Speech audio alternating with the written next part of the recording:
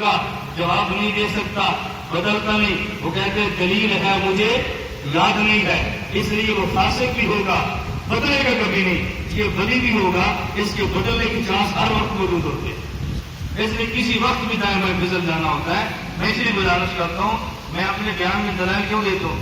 میں سمجھتا ہوں بات دلیلیں سمجھ نہیں آتی، میں سمجھتا ہوں بات دلیلیں یاد نہیں ہوتی، لیکن آپ یہ نہیں کہو گے ہمارے مسلک پہ دلیل نہیں، آپ کہو گے ہے مجھے نہیں یاد ہے، مجھے یاد نہیں ہے، سن تو نہیں نا، سن لینے میں کیا ہوتی ہے۔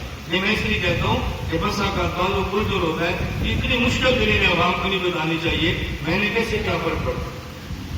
گجرات میں ایک مدرسے سے گزرا، حفظ کا مدرسہ تھا، مجھے قاری صاحب کہتے ہیں کچھ بچوں کو نصیحت فرماؤ، میں نے آدھا گھنٹہ عقیدہ بیان کیا، اللہ کہاں ہے، اللہ کہاں ہے، چلا ہے، بیان ختم ہو گیا، بچے چلے گئے، مجھے قاری صاحب کا معاملہ چھوٹے چھوٹے بچے ہیں، اتنا مشکل عقیدہ سمجھایا، تو نصیحت کی بات کرتے ہیں، خاص ادب کریں، قرآن کیسے پڑھیں، سوتے کیسے ہیں، میں نے کہا واپس کرو، بچے واپس آئے، قاری صاحب بہت خوش ہوئے، اس پر میری نصیحت کا اثر ہے۔ ہم سوچتے ہیں وہ ضدی آدمی تو ضدی نہیں ہے، یہ تو بات مان گئے۔ واپس آئے تو میں نے ایک چھوٹا بچہ کھڑا کیا، 12 سال عمر ہو، میں نے کہا بیٹا کھڑے ہو جاؤ، کتنے پارے حفظ کیے؟ 22 پارے۔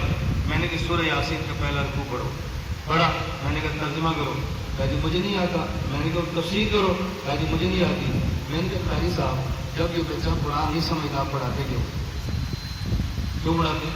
مجھے کہتے ہیں کہ رکھ لے، بڑا ہو کے سمجھ جائے گا، میں نے کہا عقیدہ رکھ لے، بڑا ہو کے سمجھ جائے گا۔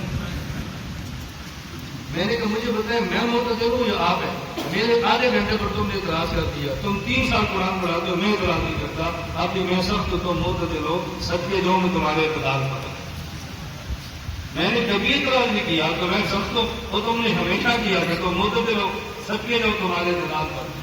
میں خیر کہہ رہا تھا فَأَلْهَمَهَا فُجُورَهَا وَتَقْوَاهَا، آ گیا ذہن میں نے اس پہ دلیل بیان کی ہے، انبیاء علیہ السلام بشر ہوتے ہیں، تو جن عورتوں نے ایک تو کام کیا کیا قطان ایدیہن، اور ایک جملہ کہا، وہ جملہ کیا تھا مہذا بشرا۔